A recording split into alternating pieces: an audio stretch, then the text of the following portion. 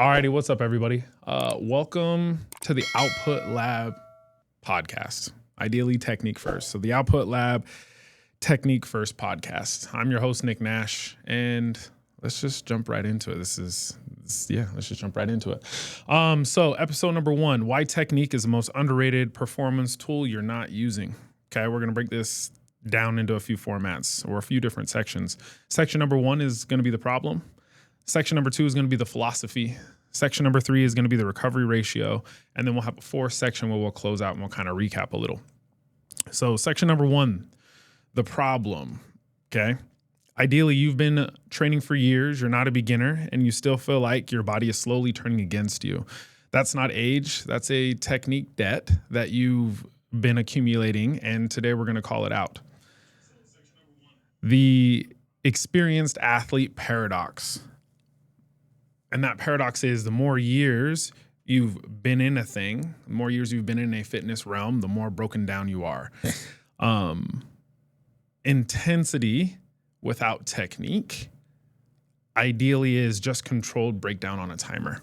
How I like to think about that is we all have that individual we know within our gyms and within our fitness realms, whatever that may be, that has been in this for a real long time. And it seems like the longer they've been in this, the more broken down that they tend to be. We're going to kind of highlight that a little.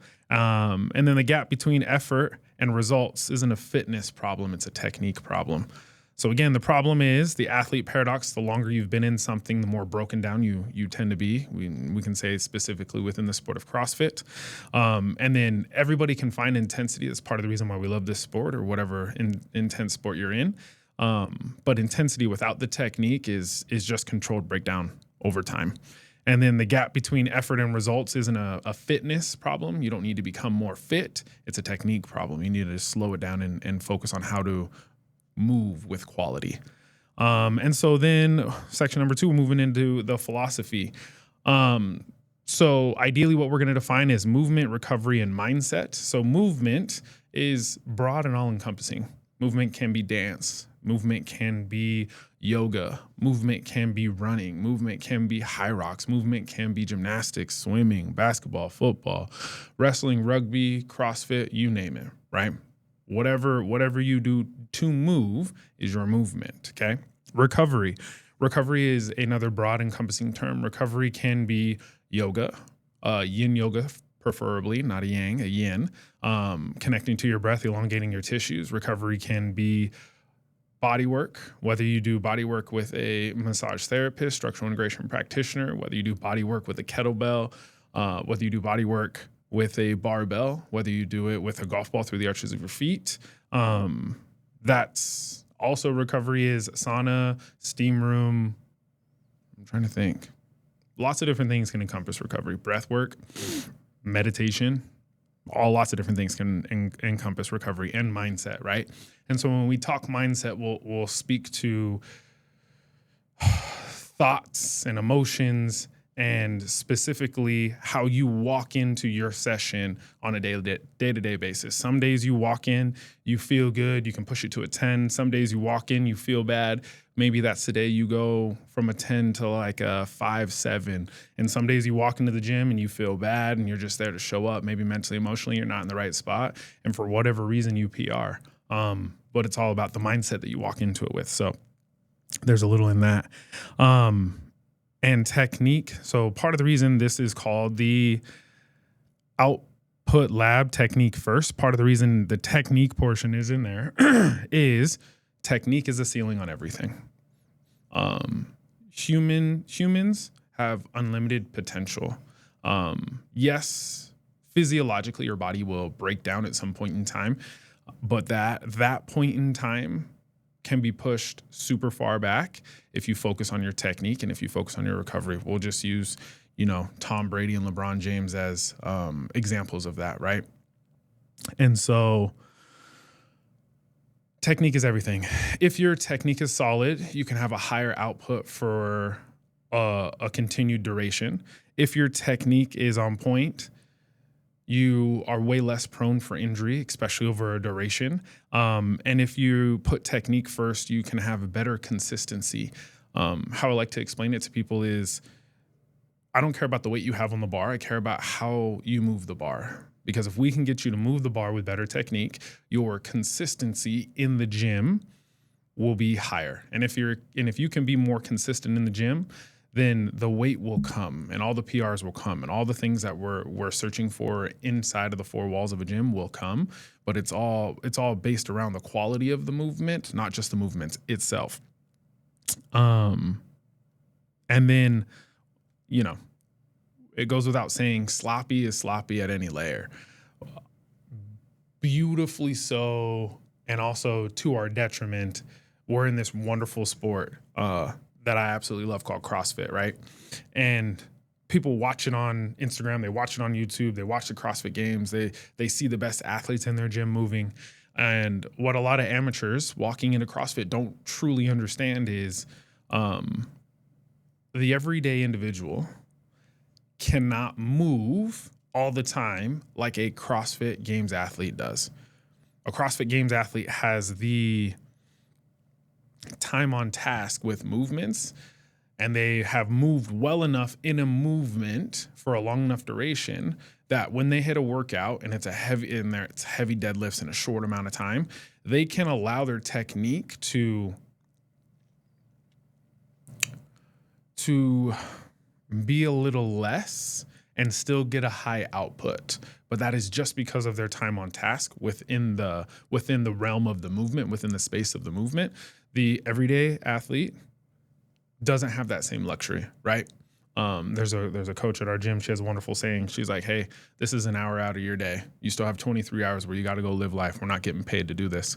So that is a beautiful reminder of when we move, we have to move well, because most of us, out of our 20s, we have things that we do outside of the gym. We do the gym to maximize ourselves first and foremost, but most of us do it for mental, emotional health, right? Like, we're not the same person when we don't go to the gym. So with that understanding, consistency is our play, longevity is our play, and the only way we really get there is through technique.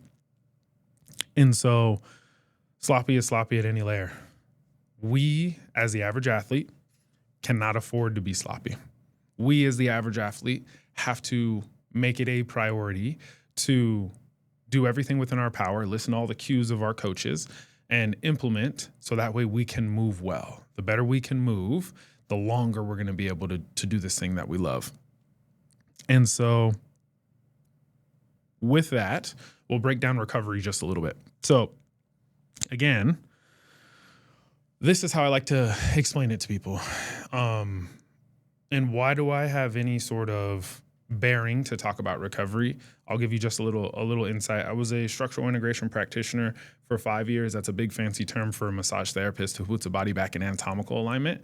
And so when practicing that work, I've seen everything. I've seen people come in who Western medicine has kind of turned their back on. I've seen people who've come in who they've worked with physical therapists for years. They got them some relief, and they haven't been able to get them back to where they want to be.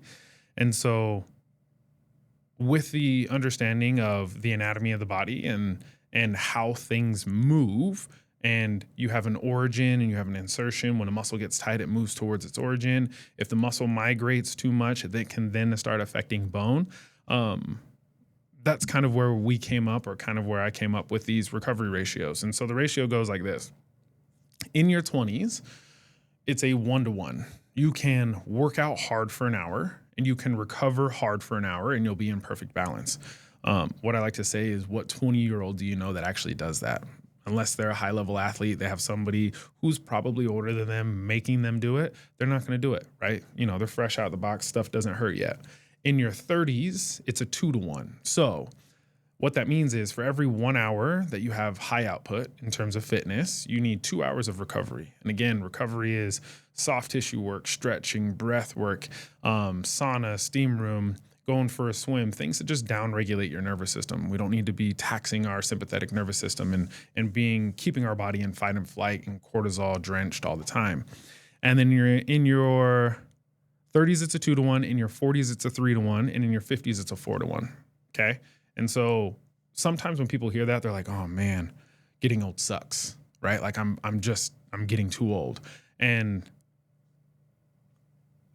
uh, the reframe that I'll offer there is age is just a number.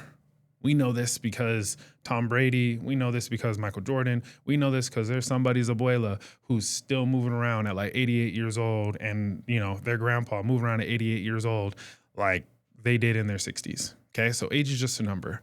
What age lets us know is it lets us know how much time you've had here on this planet to accumulate volume in your system. And when we say volume, we're talking about NOx, lactic acid, and metabolic waste. Those are the things that in your muscle compartment, when you have too many knots, lactic acid, and metabolic waste, they push the compartment out, right? You create too much pressure within the compartment, then bad things happen. You can get edema. If it's there for long enough, then it starts to affect the joints, so on and so forth, okay? So age is just a number. It lets us know how long you've been here to accumulate volume. It also gives us a understanding of where you fall in this recovery ratio. And so why the ratio shifts, why it's in your 20s, it's a 1-to-1, in your 30s, it's a 2-to-1, in your 40s, it's a 3-to-1, is A, you've been here longer to accumulate volume. B, the longer you've been here to accumulate volume, there's also a good chance that your stress, your daily stressors have gone drastically up. In your 20s, again, you're fresh out of the box, you're in college, you're loving life, you're not as stressed as you may think you are, right? From a physiological perspective. When you get into your 30s, now you're starting to step into a career. Maybe you're getting married. Maybe you're having some kids. And so your body has a higher baseline threshold of stress. In your 40s, same thing. Like, okay, cool. Now your kids is getting a little older. Your parents are getting a little older. In your 50s, your body's changing. Your kids are older, getting out of the house. Stressors there. Your parents, maybe depending on where they are, they're starting to go through health issues. So physiologically, your body changes on the inside due to the amount of stress that you are bearing just by being here more, right? So that's another reason why the recovery ratios go up. And then we kind of tucked on it a little bit, the sympathetic and parasympathetic nervous system, right? So sympathetic is your fight and flight, parasympathetic is your rest and digest. The older you get, the more time you spend in your sympathetic nervous system, unless you are actively doing recovery type things to downregulate your nervous system. And so with all that being said, right, those recovery ratios, we all know somebody who's well out of their 20s that is still training like they're in their 20s. And I have no hate. I love these people. I love you so much, right? But what I need you to understand is if we don't adopt some of these recovery ratios, eventually you're going to break down. And that is what we're here to talk about, is the not breaking down, right? So we need you to be on top of your recovery ratios. And a great way to do that is to also be on top of your technique. And so this is what I want to end with. Pick one movement, okay, in your own realm, whatever that may be. Pick a movement, and instead of going all out at 100%, maybe back off to like 70%, okay? And move with intention. Be mindful, be aware, be in your body as you move. So that way we can hone in our technique. And if you're one of the members at the gym that I so fortunately coach at, what I would offer is, grab a coach's ear and be like, hey, how does this look? What's something I can work on? Be coachable in that moment and then work to implement. Had a wonderful opportunity to practice this when doing our workout today. Today we had some heavy back squats, and I have this issue with my right ankle. It collapses in. I lose external rotation through my foot. And so my knee collapses, and therefore to get range, I kind of butt wink. And because I go to a gym where there's absolutely wonderful coaches, coach called me out on it and was like, hey, you do this? Yes. What can we do to fix it? We can do this. Try making your feet wider. Cool. Made my feet wider. Made the movement harder because the muscle pathways, I'm not as strong there with my feet wide.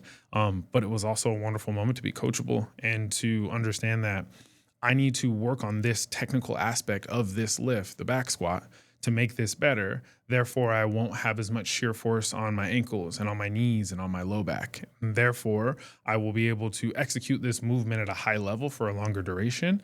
And ultimately, I'm working towards longevity. I'm not going to go to the CrossFit Games. That would have been cool.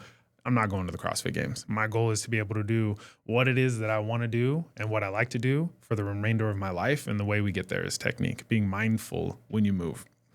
And so that's what I would ask. Pick something in your movement category, whatever that may be, whether it's dance, rugby, football, baseball, basketball, CrossFit, whatever. Pick one, back off to 70% and move well. Focus on the quality of the movement, not necessarily the intensity of the movement.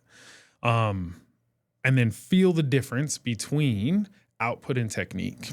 And so what that means is if you have a strength portion in your workout, get technical with the movement, back off to 70%. And let's say in your Metcon, in your workout portion, you have a movement that's very similar. Then what you can do is you can go from 70% to 100% and then just be aware of the differences you feel in your body.